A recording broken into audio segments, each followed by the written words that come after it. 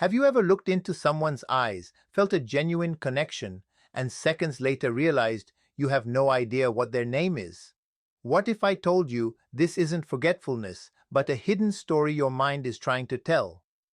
One of the most misunderstood aspects of human memory is the assumption that forgetting something simple, like a name, must mean there is a weakness in attention.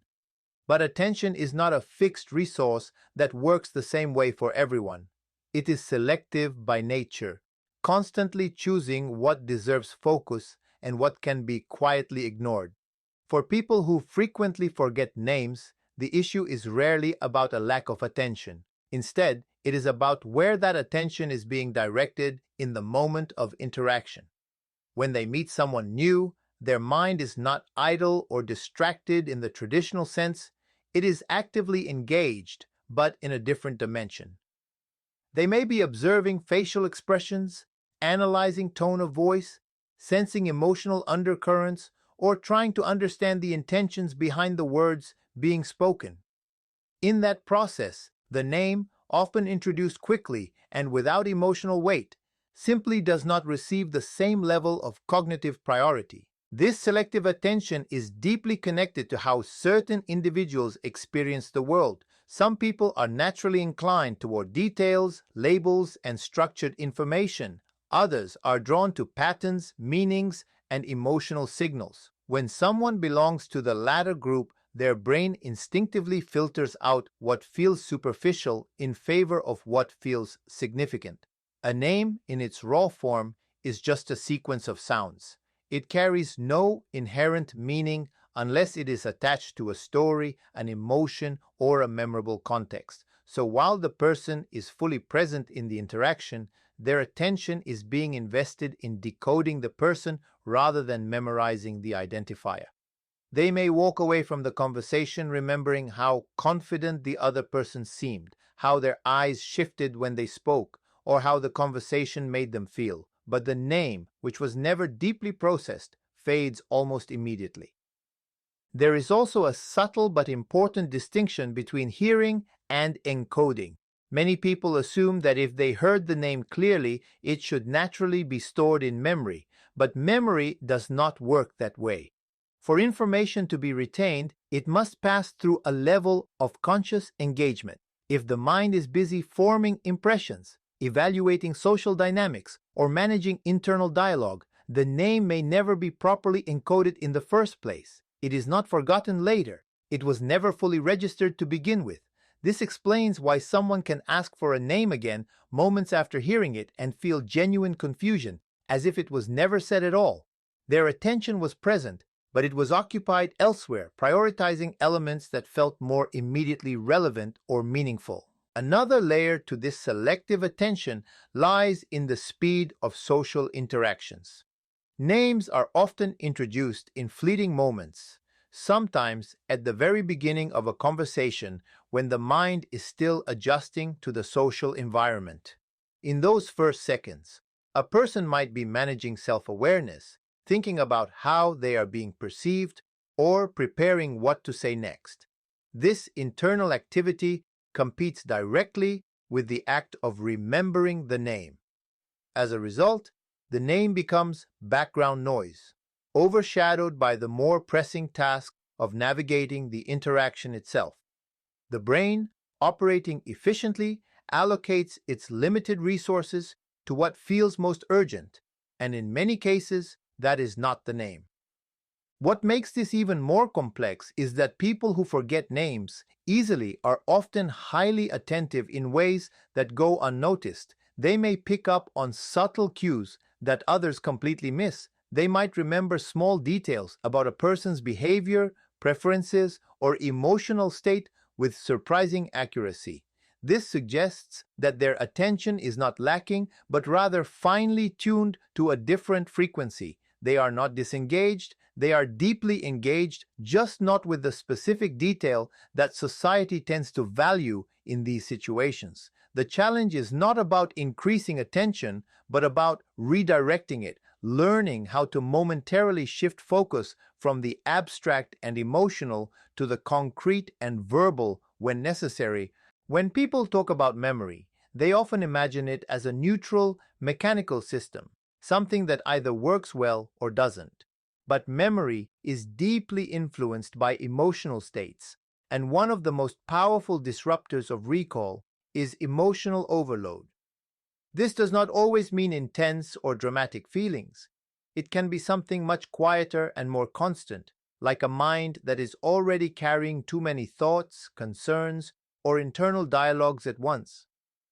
When someone enters a social interaction with this kind of internal weight, their brain is not starting from a place of openness. It is already occupied, already processing, already stretched. In that condition, even simple information like a name struggles to find space to settle. Meeting someone new is rarely just a surface level experience for the brain. Beneath the polite exchange of words, there is a rapid and complex evaluation happening. The mind is scanning for familiarity, assessing tone, interpreting facial expressions, and trying to determine whether the situation feels safe, interesting, or demanding. For individuals who are more sensitive to emotional or social cues, this process becomes even more intense. They may unconsciously compare the present interaction with past experiences, anticipate possible outcomes, or adjust their behavior in real time to maintain a certain impression. All of this happens within seconds, and it consumes cognitive and emotional energy. In that crowded mental space, the introduction of a name, often brief and lacking emotional context, does not receive the attention required to be stored effectively. There is also the role of internal dialogue, which can be surprisingly loud in these moments. While someone is speaking, the listener might already be thinking about what to say next, questioning whether they are coming across well, or replaying something they just said. This constant stream of self-monitoring creates a kind of background noise that interferes with the encoding of new information. The name is heard, but it competes with a dozen other thoughts happening at the same time. The brain, trying to manage this overload, prioritizes what feels most urgent or emotionally relevant, and the name often falls to the side. It is not rejected consciously, it is simply overshadowed by more dominant mental activity. Stress, even in mild forms, plays a significant role in this process. When the brain perceives pressure, whether it is the desire to make a good impression, the discomfort of meeting new people, or the fear of awkwardness, it shifts into a state that is less favorable for memory formation. In this state, attention narrows, and the brain becomes more focused on immediate survival of the social situation rather than on storing details for later recall. This is why someone might leave a conversation remembering how tense they felt or how carefully they chose their words, but not the name of the person they were speaking to. The emotional experience takes precedence over the factual detail. This dynamic reveals that forgetting names is not necessarily about a failure to pay attention, but about the limits of what the mind can handle at a given moment. Emotional and cognitive resources are not infinite, and when they are heavily engaged elsewhere, even simple tasks become difficult. People who experience this frequently are often those whose minds are highly active, constantly processing layers of information beyond what is visible on the surface. Their difficulty with names reflects the intensity of their inner world rather than a lack of capability, showing how memory is shaped not just by what is heard, but by everything that is already happening within the mind at the same time. There is a quiet tension that often goes unnoticed in social interactions, a subtle pressure that does not come from the outside but from within.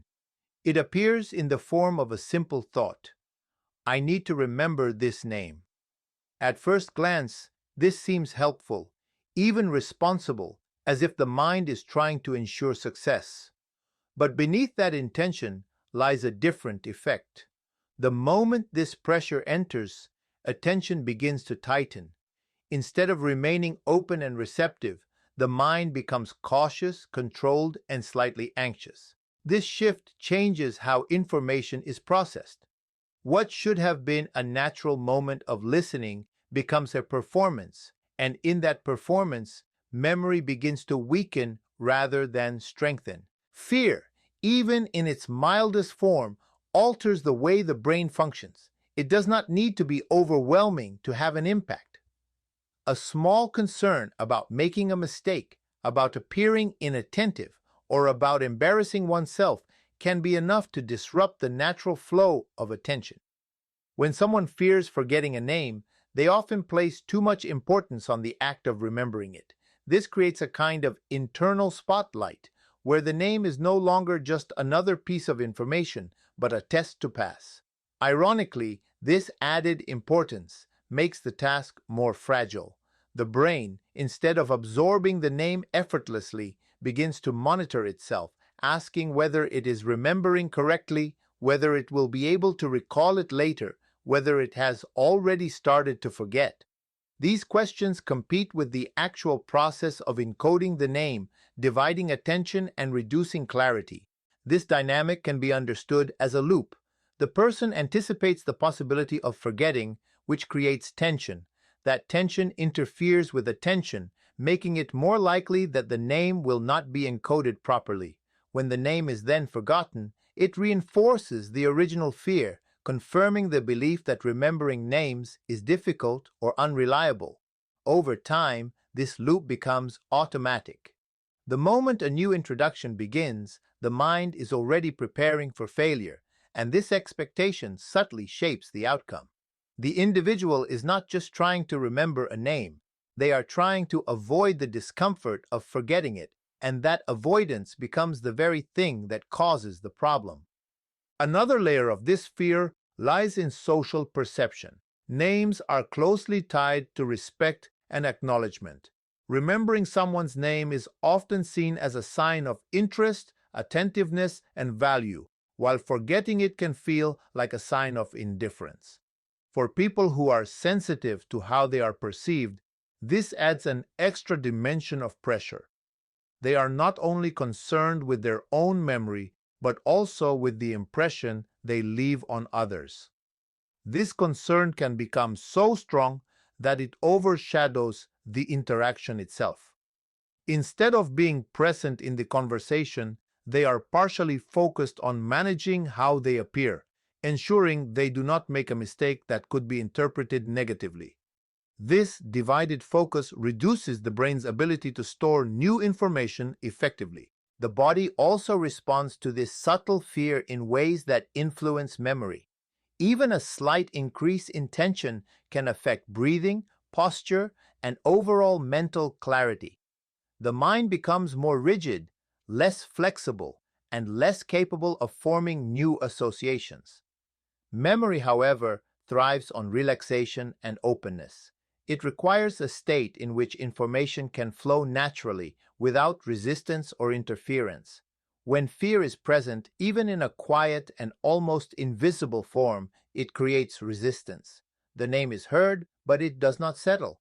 It passes through a mind that is too occupied with controlling the outcome to fully receive the input. There is also a paradox in how effort is applied. Many people believe that trying harder will lead to better memory, but in this context, effort can become counterproductive. The more forcefully someone tries to hold onto a name, the more they interfere with the automatic processes that support memory formation. It is similar to trying to remember something while simultaneously worrying about forgetting it. The two actions cancel each other out, creating confusion rather than clarity.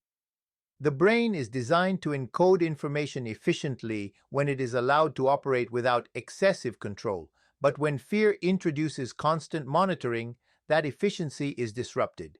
Over time, this pattern can shape a person's identity. They may begin to see themselves as someone who is bad with names, not realizing that the issue is not a fixed limitation, but a learned response driven by pressure and expectation. Each forgotten name reinforces the belief, and each new interaction begins with that belief already in place, influencing attention before the conversation even starts. The challenge, then, is not simply to improve memory techniques, but to understand how fear quietly reshapes the conditions under which memory operates, turning a simple act into a complex and self-defeating experience. Memory is not a neutral recorder of events. It is a system guided by significance. The brain does not treat all incoming information equally, even if it appears equally important on the surface. Instead, it constantly evaluates what deserves to be kept and what can be released. This evaluation happens quickly and often without conscious awareness. At the center of this process lies meaning. When something carries emotional weight, personal relevance, or a sense of connection, the brain marks it as important and gives it priority in storage. When it lacks these qualities, it is far more likely to fade, regardless of how many times it was heard or how clearly it was presented. This is why names, in many cases, do not stay. A name introduced without context or emotional engagement is simply a sound, and the brain has little reason to preserve it. For individuals who frequently forget names, this pattern becomes especially visible. They are not failing to remember, they are remembering selectively based on what resonates. During an interaction, their mind is drawn toward elements that create a sense of meaning. This could be a shared interest, a distinctive personality trait, a surprising comment, or even a subtle emotional tone. These elements create anchors in memory because they connect to something deeper than the surface. A name, however, often arrives without such anchors. It is presented quickly, sometimes at the very beginning of an interaction, before any meaningful connection has been established. Without a link to something engaging or emotionally relevant, it remains isolated, and isolated information is fragile. It does not integrate into the larger network of memory, making it difficult to retrieve later. The brain naturally seeks patterns and associations. When new information can be connected to existing knowledge or experience, it becomes easier to store and recall. Names by themselves often lack this connection. Unless the name is familiar, unusual, or tied to a known reference, it does not immediately link to anything already stored in memory. This lack of association makes it more vulnerable to being forgotten. In contrast, if a name is paired with a story, a visual image, or a meaningful detail, it becomes part of a broader structure. The brain can then access it through multiple pathways, increasing the likelihood of recall. Without these connections, the name remains a single, unsupported piece of data, easily lost among the many inputs the brain processes every day. Emotion plays a particularly powerful role in this process. Experiences that evoke feelings, whether curiosity, amusement, surprise, or even mild discomfort, are more likely to be remembered because they activate deeper levels of processing. Emotion signals importance to the brain, encouraging it to allocate resources to storing the experience. When a name is introduced in a moment that lacks emotional engagement, it does not benefit from this enhanced processing. It passes through the mind without leaving a strong trace. On the other hand, if the introduction is accompanied by something emotionally engaging, the name becomes part of that experience and is more likely to be retained. This explains why people often remember names more easily in moments that feel distinctive or personally significant, while forgetting them in routine or neutral interactions. Another important aspect is the difference between passive and active engagement. Simply hearing a name is a passive experience, and passive experiences are less likely to be remembered. Active engagement, on the other hand, involves interacting with the information, repeating it, associating it, or using it in conversation. When a name is actively processed, it gains depth and becomes more integrated into memory. However, many social interactions do not naturally encourage this level of engagement. Names are often mentioned once and then not used again, leaving little opportunity for the brain to reinforce the memory. Without repetition or meaningful use, the name remains shallowly encoded and quickly fades. This selective nature of memory reveals that forgetting names is not a random failure, but a reflection of how the brain prioritizes meaning. People who experience this frequently are often those who engage with the world in a way that emphasizes depth over surface details. They are attuned to what feels significant, and their memory follows that orientation. They retain what connects, what resonates, and what carries a sense of importance, while letting go of what does not reach that threshold. In this context, the challenge is not about forcing the brain to remember everything equally, but about understanding how meaning shapes memory and how even small shifts in attention and engagement can transform something as simple as a name into something worth keeping. There is a subtle but profound difference between recognizing a person and identifying them by name. For some individuals, this difference shapes the way they experience every interaction. A name is a label, a convenient marker used to refer to someone in conversation, but it does not capture who that person truly is. It is external, assigned, and often disconnected from the deeper qualities that define an individual. People who frequently forget names are often those who, consciously or not, prioritize identity over labels. Their attention moves beyond the surface, focusing instead on the nuances that make each person unique. In this process, the name becomes secondary, not because it lacks value, but because it does not fully represent the richness of the human being in front of them. When such individuals meet someone new, their perception does not stop at the introduction. While the name is being spoken, their mind may already be engaged in a more complex form of observation. They notice the rhythm of speech, the expressions that accompany certain words, the pauses that reveal hesitation or confidence. They may sense the emotional tone beneath the conversation, picking up on subtle cues that others might overlook. This way of perceiving is immersive. It draws them into the presence of the other person, creating a kind of connection that feels more immediate and authentic than simply memorizing a name. The brain, operating within this mode, allocates its resources accordingly. It invests in understanding rather than labeling, in perceiving rather than categorizing.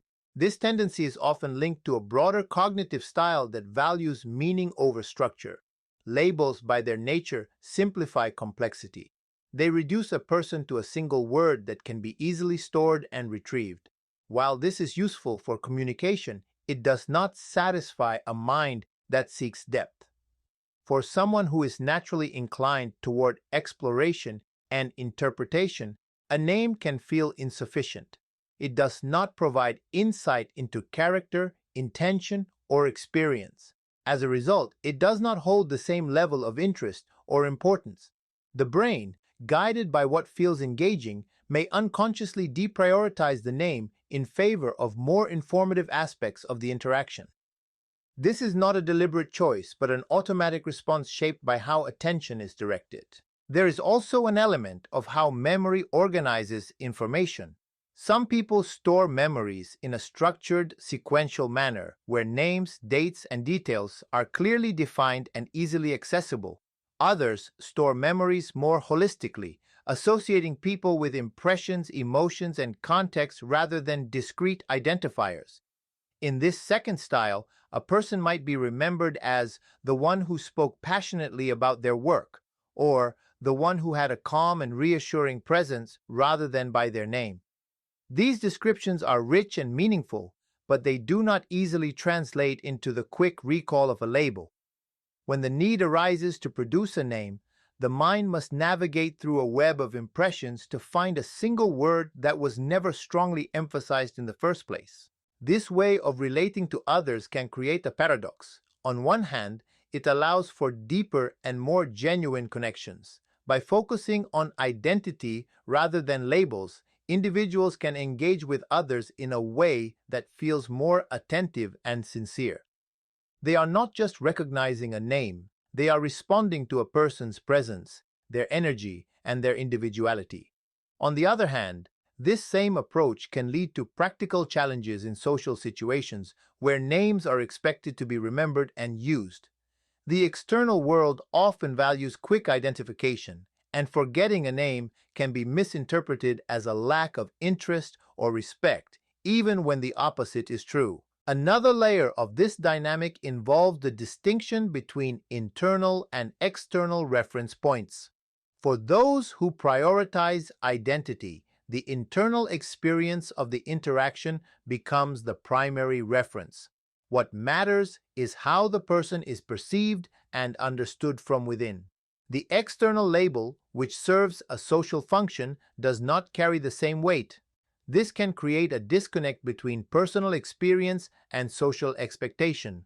While the individual may feel that they have fully engaged with the other person, the absence of the name in memory suggests otherwise to those observing from the outside.